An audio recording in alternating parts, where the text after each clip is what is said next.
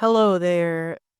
This is Strawberry Ink, and I'm your host, Santiago. Today, we are discussing a story that I find quite interesting, and it includes the LGBTQ plus community. However, listener discretion or viewer discretion is advised because sensitive topics will be covered in this episode. I myself am a part of the queer community, and I am proud of that. Congrats to anyone who's come out. In December 2003, Tampa, Florida's LGBTQ plus community was tight-knit, colorful, and alive, especially around the Ybor City, which is right around that corner. That is where nightclubs stayed open late, and people could finally feel free to be themselves. But that December would mark the beginning of one of Florida's darkest murder cases, one that would take nearly 2 decades to unravel and end with one killer thanking the judge for granting a sentence that he loved. Jason Galehouse and Michael Wachholtz were both 26 years old when they vanished. Jason was last seen leaving the Ybor City nightclub, the 2606 Club, on December 20th, 2003, with a man whom would later be identified as Stephen Lorenzo. The next day, in the morning, a passerby made a horrifying discovery near MacDill Avenue and Osborne Street. This passerby saw dismembered human remains wrapped in plastic bags. Then DNA confirmed the worst. The body belonged to Jason Galehouse. The Hillsborough County Medical Examiner's Office determined that Jason had been drugged, tortured, and murdered before his body was dismembered. Just weeks later, tragedy struck again. On December 27th, Michael Wachholtz's body was found inside his Jeep Cherokee vehicle, abandoned in a Tampa apartment complex parking lot. He had been bound, gagged, and injected sedative often used in sexual assaults. His cause of death: acute drug intoxication and asphyxiation. I would like to pause here and say that I was given one of these drugs in 2024 by somebody named John Turk, who was very nice to me and claimed to care about me, buying me drinks, food, candy. But in the end, he was just a sex predator, and he gave me a drink, a sedative, and he got away with it. Shame on you, John Turk. Shame on you, Columbus, Ohio Police Department. Give those bastard officers all the dirt they deserve. Stupid scums. Waste of tax money. Go rot. Anyways, let's get back into the story. The Tampa Police Department noticed a connection right away. Both of these victims were gay. Both frequented Ybor City's clubs, and both had ties to the same man. Stephen Lorenzo, a 40-year-old former Air Force serviceman known for hosting private sex parties at his home in Seminole Heights, Florida. When police searched Lorenzo's home on Nebraska Avenue, they found a chamber of horrors. Syringes, GHB, morphine, and videotapes showing acts of violence, sexual torture. The FBI soon joined the investigation, believing Lorenzo had been luring men online under the pretense of consensual encounters. That's when a name surfaced: Ata Swickert, Lorenzo's accomplice. Swickert helped drug and restrain the victims, supplying the chemicals used to sedate them. But back then, there was not enough evidence to charge either with murder. Instead, the feds moved forward with a sexual assault and drug facilitation case. Before Magistrate Thomas McCown III, Lorenzo appeared. He was ordered to be held in custody without bond. Assistant U.S. Attorney Amanda Kaiser presented the evidence to a grand jury in Tampa. This federal grand jury indicted Lorenzo on 5 felonies, including 3 substance offenses, 1 sexual assault offense, and 1 communications offense. Lorenzo was accused of drugging and raping 9 men.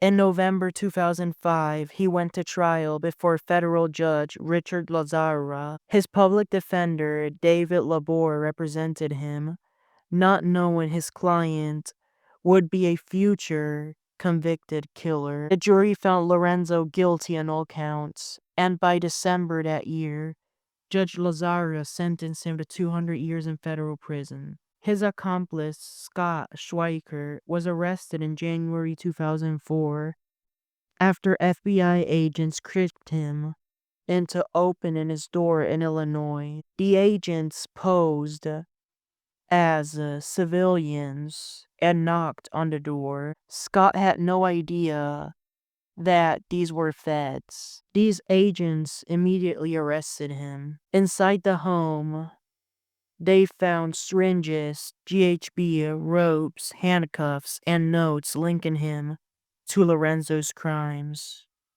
Scott cooperated with investigators, but he too faced federal charges, 2 drug felonies and 1 sexual assault offense. At the time, he was living in Illinois, near Chicago, but he temporarily went to Florida for work reasons. These charges came after an indictment by a grand jury at the Tampa federal court. The indictment was announced by Amanda Kaiser, who confirmed that the federal probe had been amended. Scott would as well get public defender David Labor to represent him. In 2007, Judge Lazzara sentenced Scott to 40 years in federal prison after he accepted a plea deal. He had been held at the Hillsborough County Orient Road Jail since his arrest, due to Magistrate McCoon denying him bond. That is also the jail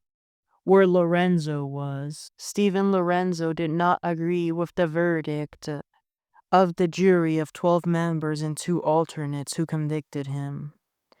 Therefore, he appealed to the higher courts.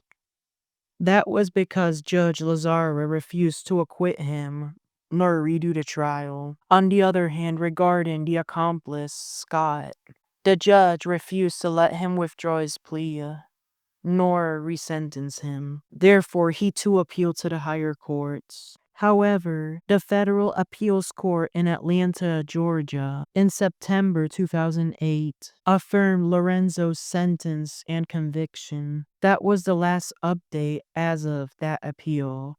And another last update that following month on Halloween, that appeals court affirmed Scott's sentence and his plea. Years passed.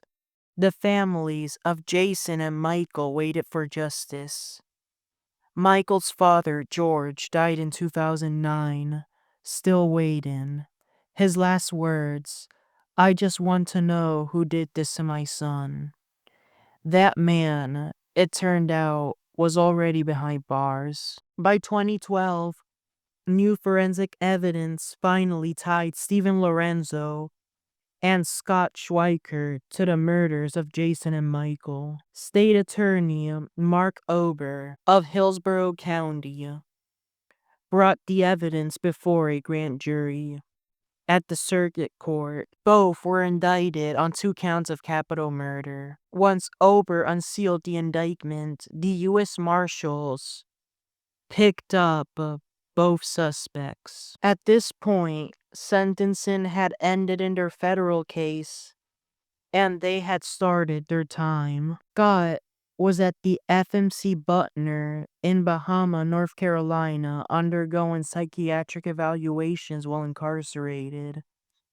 Lorenzo, on the other hand, was at the Lee Federal Penitentiary in Jonesville, Virginia. Both were returned to Florida, being driven by U.S. Marshals. Lorenzo was represented by several public defenders: John Hooper, Eric Pinkard, Henry Gerard, and Joshua Chaikin. Scott Schweinert had public defenders Byron Howman and Chris Bolt represent him. Ober announced that his office would seek the death penalty for both.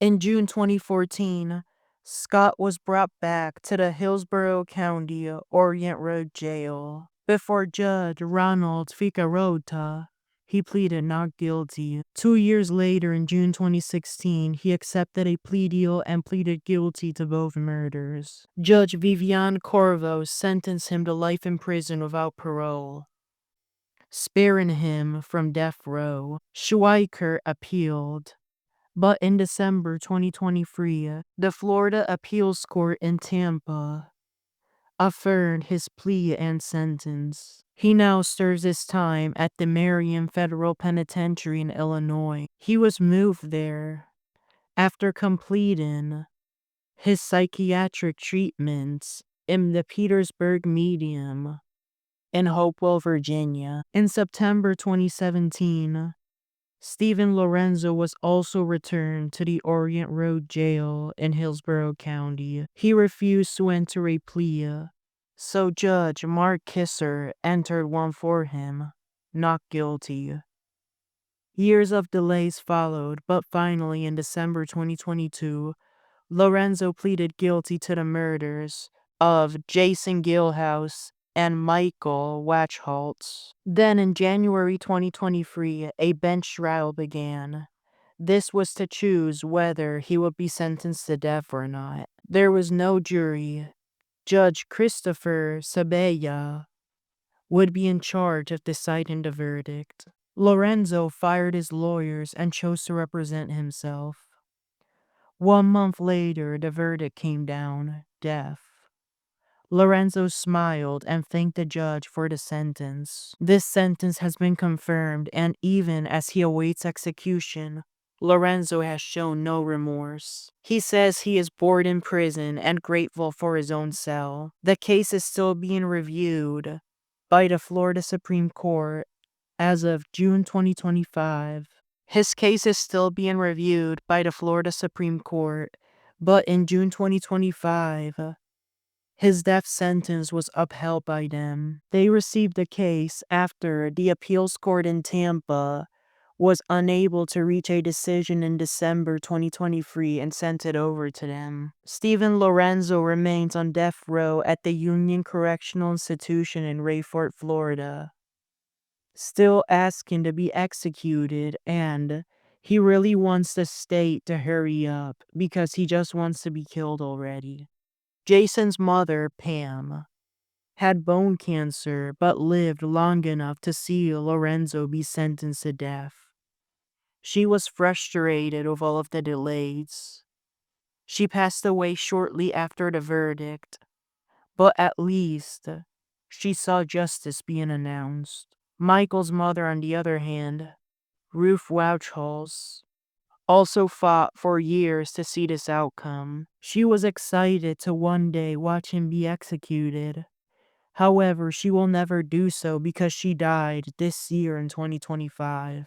The mothers who never stopped fighting, the 2 sons whose names will never be forgotten, and 2 men, one serving life and one counting days until the state carries out his wish to die. As of now, no execution date has been set. I'm Santiago, and this has been Strawberry Ink. If you or someone you know is struggling with trauma related to sexual assault, please reach out to the National Sexual Assault Hotline, 1-800-656-4673. Justice may take time, but memory never fades.